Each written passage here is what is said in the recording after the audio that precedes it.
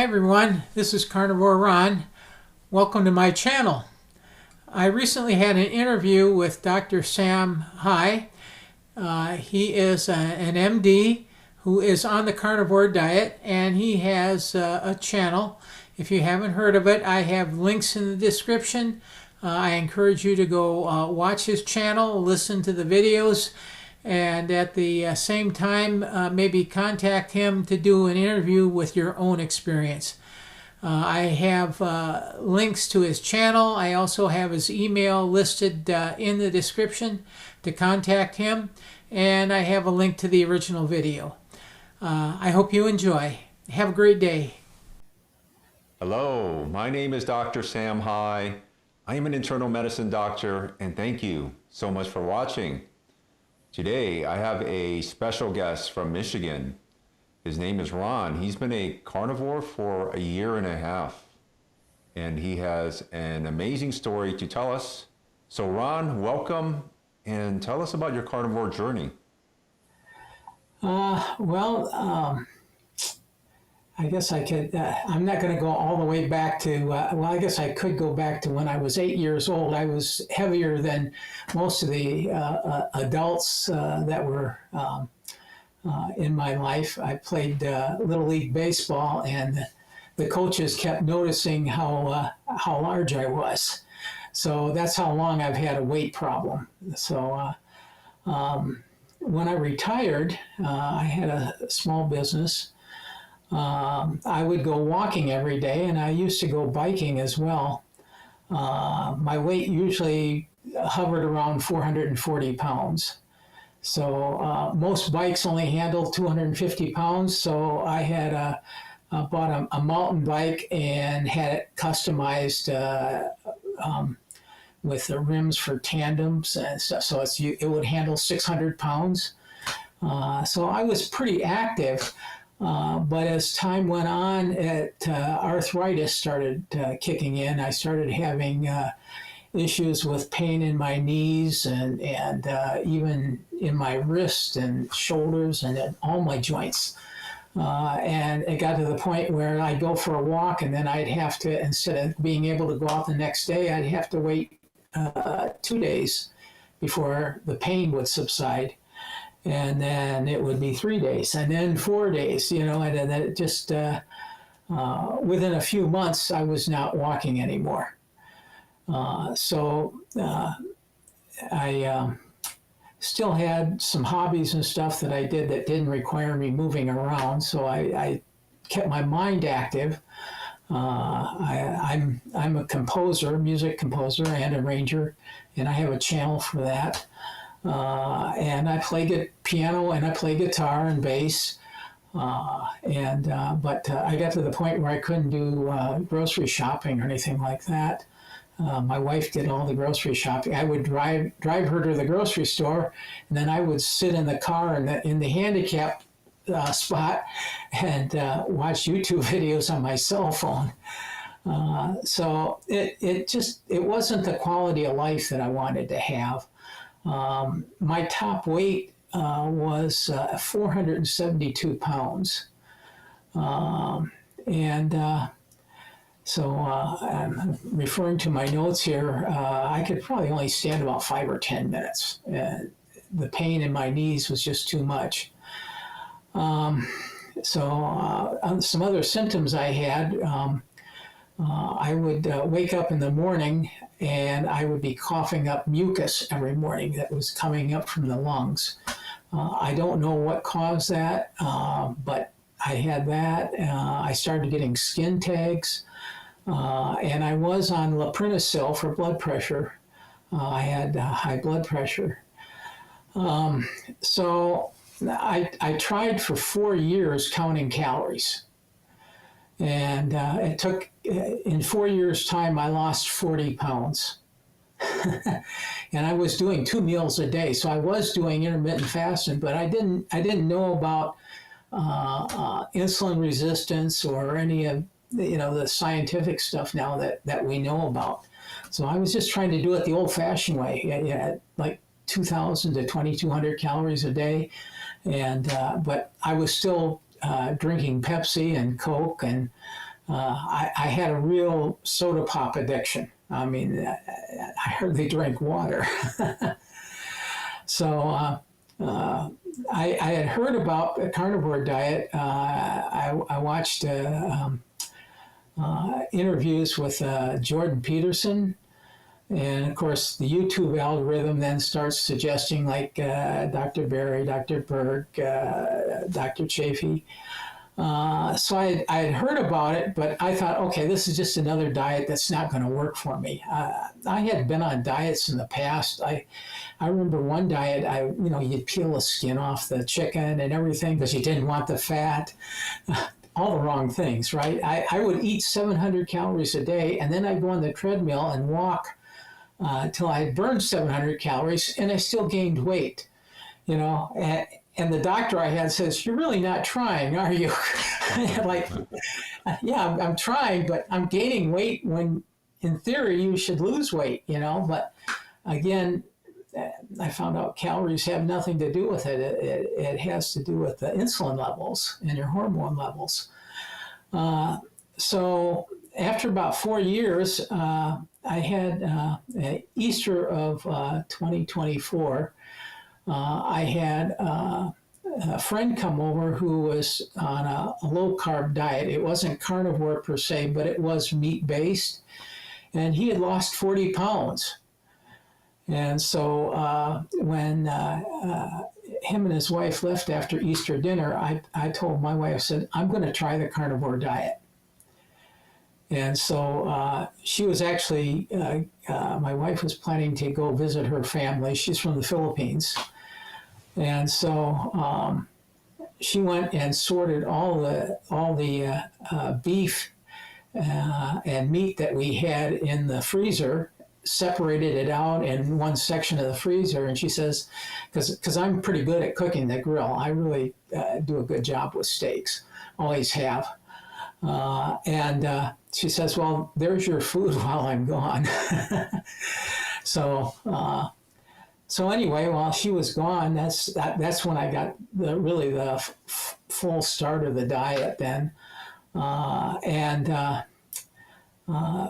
So I was basically at about 440 roughly, 430. But by the third week, I was down to 414 pounds. So that was really a quick start. I was like, wow, this actually is working. Actually, by the end of the third week, I was no longer coughing up mucus.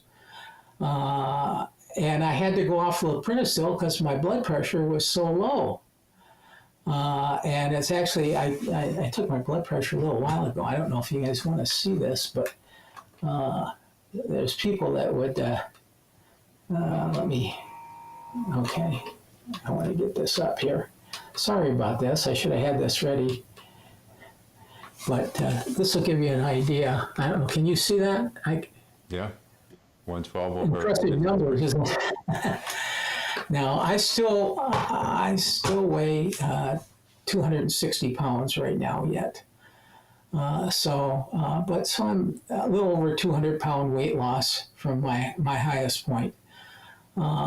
But the thing that's really changed the quality of life now is that I go for a walk 3 to 5 times a week.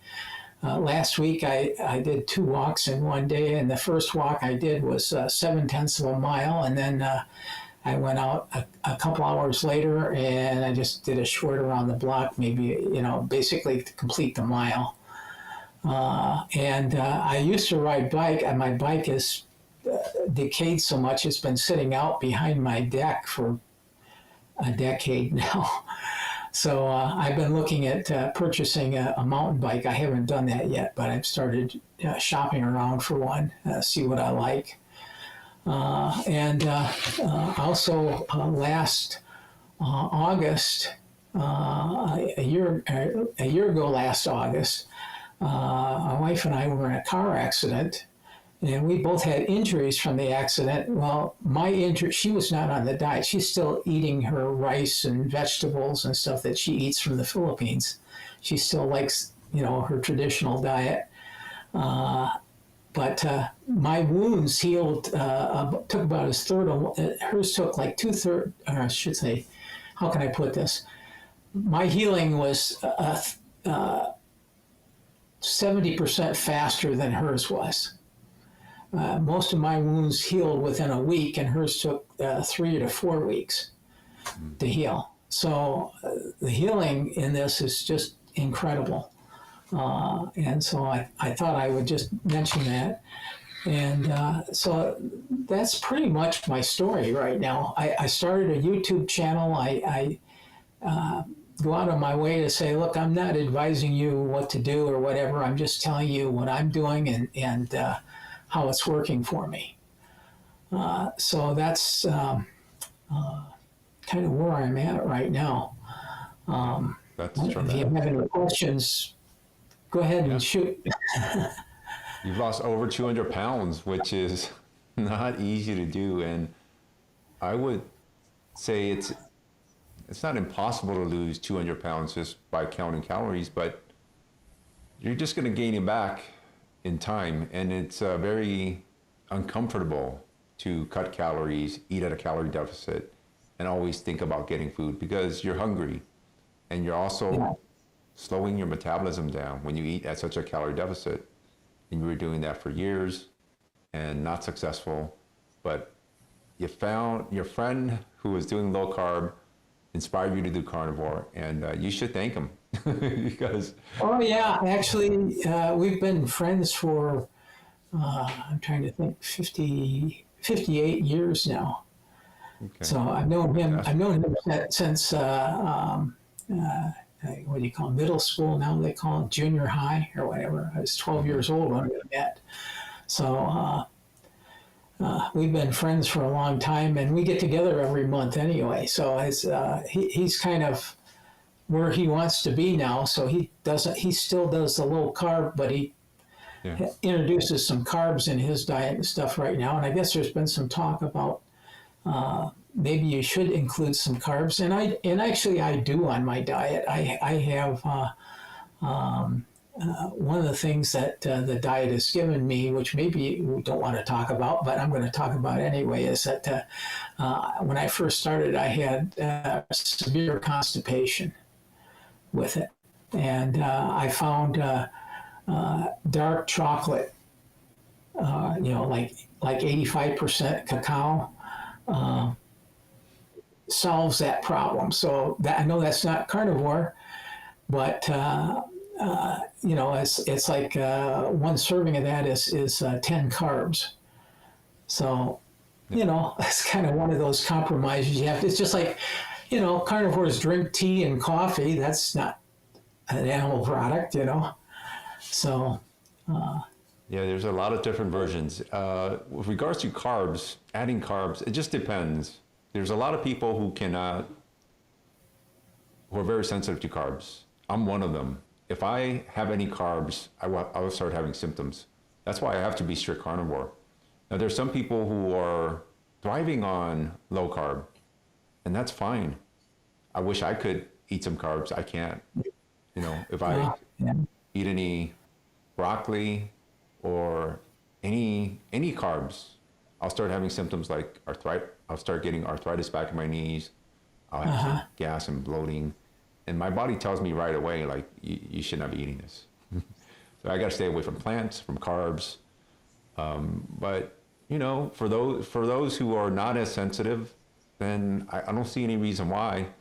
If you cut out sugar, processed carbs, and seed oils, really you're eliminating the key culprits of what's causing all these different chronic diseases that most people are suffering from.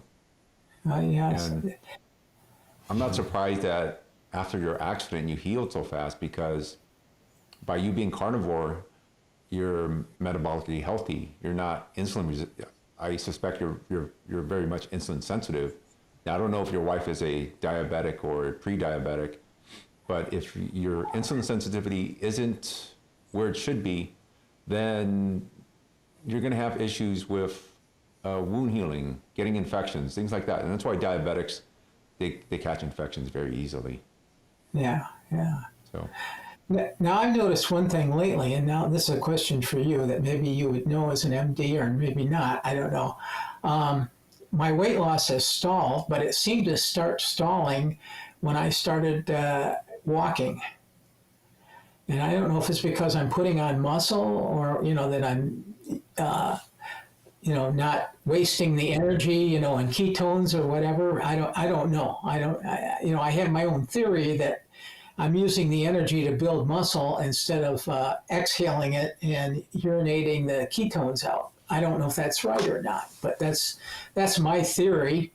But I've noticed that my weight loss has stalled now since I've been walking. But I'm like, I'd sooner be mobile and have the strength. And I notice the walking is getting easier and easier. I would sooner do that than worry about the weight loss at this point. How long has it stalled for? It's been a month that I've been hovering at the same weight. I wouldn't worry about that. That's nothing. Like weight can stall for months and years. If you have healing, this is the way it works. Yeah, you might be putting on muscle. That's true. And if you're putting on muscle, you might even gain a pound or two. But weight stalls on carnivore are very common, and it doesn't mean that you're not going to lose more weight in a year or 2 years. It's a journey. It's not a straight line down where you're just going to lose 10 pounds every single month forever. That's not how the body works. The body wants to feel safe. It wants to be safe before it loses weight, because when your body holds on to fat, it's a survival mechanism. It carries that extra fat in times of, for stress, for famine, when there's not enough, right? That's a survival mechanism. And your body will hold on to fat and weight if it's not quite ready. And why won't it be ready? Maybe it has to heal. There's certain things that needs to heal. You have to be metabolically healthy. Maybe you have a lot of stress in your body. There's high levels of cortisol. Your body's not quite ready to shed the weight. But give it time, and I suspect you'll continue to lose weight if you have weight to lose. How much weight are you trying to lose still, or? Well, people ask me that, and I usually tell them, I said, I'm going to let the diet determine that, because I'm going to stick with this way of eating. I plan to, unless something comes along that says, oh, you need to, maybe there's a problem or something. But I plan to eat this way for the rest of my life, actually. And I'm very fortunate, even though my wife is not on the diet, she's been very supportive. And helping me prepare foods and stuff. We have, she's from the Philippines. Her mother used to make jerky. And so, we buy inexpensive roast, and my wife cuts, and one guy called it a butterfly cut. She takes and she spreads it out in strips, and then, but we use the air fryer to dry it instead of hanging it out in the sun like her mother used to. So we make beef jerky, and it goes great with eggs in the morning. So sometimes I'll have scrambled eggs and jerky. Sometimes it's bacon. It just depends on whatever we have. I do a lot of budgeting with this. It's really not an expensive diet at all. I have a freezer, and when there's a good sale on beef, the freezer gets filled up. So I don't know quite what else to talk about. I've really kind of told you my carnivore story.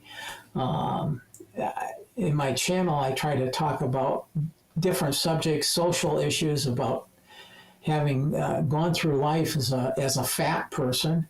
And the type of issues that I deal with. And I don't mean to be negative toward doctors, but I kind of like, I have a new primary care doctor who has seen me one time in the last year and a half. And the last time I went, I'm on Medicare, so they have that annual checkup. So the last time I went, I didn't even see him. I saw a nurse practitioner. So it's kind of like, I'm seeing people that don't know my history. And have no idea where I came from. They're looking. The only one that actually said anything was a nurse, and from the previous time that I weighed in, she says, "You realize you've lost 39% of your body weight? Did you do that on purpose?" Yes.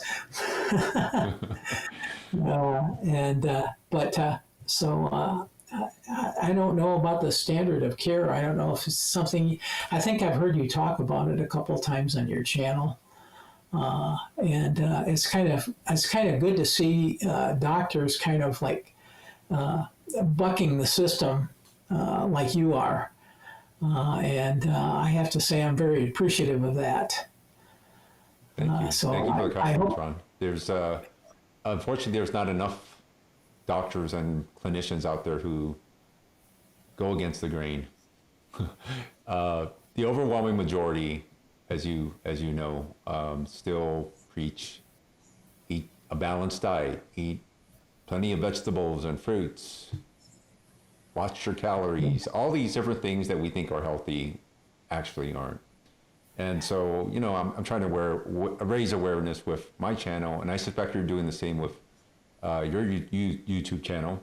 But before we get into your YouTube channel, let me talk about a little bit about you talking about being a fat person most of your life. I know that must have been a big struggle for you, being at such a big weight, for over 400 pounds, 472 at your highest. And how old were you when you were 472? When I was what? I'm sorry. When you were 472 pounds. That was 5.5 years ago. Okay, that wasn't that long ago. Yeah. And so, what were some of the struggles I know you shared with us you tried different diets and they didn't work. What were some of the psychological struggles that you had, you know, being at this weight? And, you know, surprisingly, you were only on blood pressure medication, and only one. You weren't a diabetic, but I suspect you had arthritis in your joints and your knees. Were there any other medical issues that you dealt with? Yeah, I also have in both legs DVT. Okay. It's a blood clot for those people out there that don't know what that is. And my shins are discolored. And actually, some of the colors it has returned closer to a more natural skin color now instead of the purplish red that they have been. It's still there, but I noticed some healing in that even. So I'm on warfare, and they tell me that I have a genetic predisposition to clotting. Mm-hmm. So I don't know if I'll ever come off of warfare, and I go in and get tested every month. Make sure that I'm at a therapeutic level. They want you between a certain numbers. And so that will probably not change. I don't see it changing. And, unless I think there are some other medicines that you can take where you don't have to go in for the testing all the time. But, I'm used to taking my pill every night. So, that's, I think, an issue that's not going to go away. You asked about, I think you asked about some of the psychological issues. Is that what you were referring to? Did you have any depression, anxiety, any issues like that? As a result, it's kind of a miracle that I'm on YouTube here talking to you and that I have two channels going. But my music channel, I would present my music, but you would never, until recently, you would never see my face on the screen. Now I go on there and I tell people about the composition and how I arrived at it, and then I have the composition played. Usually, some of the stuff I write is too complicated for me to play, so I let the computer play it. Although I have quite a few people, actually internationally, that that play my music. Most of my stuff is for piano, although I did do a collaboration for a symphony that did get played on One World Radio. So I've had some success in that area, but I always was kind of a recluse. I have just a few close friends, and I kind of shied away from getting to know people. One of the things I found out is that, and this has been throughout my whole life, everybody is an expert when it comes to weight loss. Everybody. You go in and you say, "Wow, no, I didn't have breakfast this morning." Oh, that's the worst thing you could possibly do. I had scrambled eggs this morning. Oh, you fried your eggs. Oh, that's the worst thing you could possibly do. It didn't matter what it was that you did. It was always the worst thing you could possibly do. It's just like everybody would look at you and say, and I'd say, "Well, how much do you eat?" I said, "Well, I go to the restaurant, I eat what I'm served." Oh, they always serve too much at a restaurant. That's the worst thing you could possibly do. That's so I kind of shied away from people. I became more of a recluse. On the dating scene, that's, I've been married twice, and that's kind of a miracle in itself. But my first marriage was terrible. The woman actually had no respect for me. She was basically using me as a meal ticket because I had a business at that time, and I made fairly good money. I actually used to be a repair technician for computers, and then I switched over into programming. Then I took courses in accounting, and I wrote accounting applications. So I was always the guy in the back room, pushing buttons. So that's how I ran my business as well. So that relationship ended after about 8 years. Then I went about 5 years being single and appreciating being single from my first wife. Then I met my second wife through as a pen pal. I don't know if you're familiar with that, but she worked in Hong Kong. She's a Filipino working as a domestic in Hong Kong, and we wrote. I went and took a trip to Asia and met her. We got engaged, and we've been married now for over 28 years. So, it's been a great relationship. And so I talk about relationships a little bit on my channel too, because when you're in a bad one, it's the worst thing that you could situation you could possibly be in.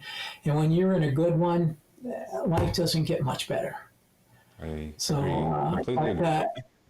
Your mating options are very restricted as an obese individual, very restricted.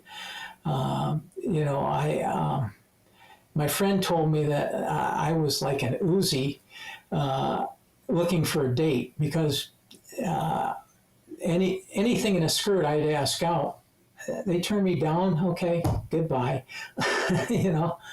And so I'd actually kind of given up on finding a good relationship, and then I met my second wife. So that's one of those all's well that ends well type stories, I guess you could say. That's fantastic. You're happily married now, and congratulations on 28 years. Ron, you have 2 YouTube channels. One of them, I guess, is on music. Is the other one on Carnivore? Yeah, the other one is on Carnivore. I go by Carnivore Ron. There's 2 of us. One of them's a weightlifter. I'm not a weightlifter, but I go by Carnivore Ron dash weight loss. I can send you the links to the channel by email if you want to put them in the description here. I also emailed you a before and after picture if you'd like to use those. Yeah, I'll include that in the video so people can see the transformation. So I don't know if I have anything else to add. I don't know if you have some comments or anything. Maybe any tips or anything that maybe I should be looking at. See, now I do, like I say, I do incorporate carbs, some carbs. I keep them usually under 30 a day. Uh, I I use English muffin for a hamburger bun, which is, depending who you believe, anywhere from 15 to 28 carbs. And I usually add a lot of fat, like butter, to that when I do. A pack of 6 English muffins lasts me about a month, so that gives you an idea. I don't eat them all the time, but once in a while, if I want to have a hamburger and I want to have it in a bun, I'll toast an English muffin, and I also freeze them first and then thaw them, so which is supposed to create some resistant, I think what they call it, resistant fiber or whatever. I don't know if it works or not, but Yeah, I don't know if I have any tips for you. It seems like you're doing very well. And, you're using an English muffin. There'll be some carnivores out there who take offense to that because what are you doing eating an English muffin? That's a highly processed carb, and you probably shouldn't eat it, but you're only eating one. And if you're doing okay with that, continue, okay? I'm not gonna put you under the fire for that. That's not what I'm here to do. I'm just happy because you've lost over 200 pounds. You're off your blood pressure medication. You look very happy. You look fantastic. You're happily married. So, life is going great. And though there's no reason to go up in arms over some carbs. It's not the end of the world. You're lucky because I wish I could eat some carbs. But some of us are not as lucky as you, Ron. yeah. Do you have any comments on sweetener allulose? Because I've been using that a little bit lately. Actually, I made a couple batches of carnivore ice cream using allulose. Okay. My wife loves it, but it gives her runs, Yes. So again, with any sort of substance you use as a sweetener, really, you got to think, okay, first, do you have any sort of poor eating habits or addiction to sweets like I did? Like for someone like me, I was a very heavy carb addict for most of my life, and anything sweet would just drive me nuts. So for me, I had to stay away from something like that. Maybe for you, it's not a big deal, right? And so probably allulose is probably okay for you. It doesn't affect you the same way.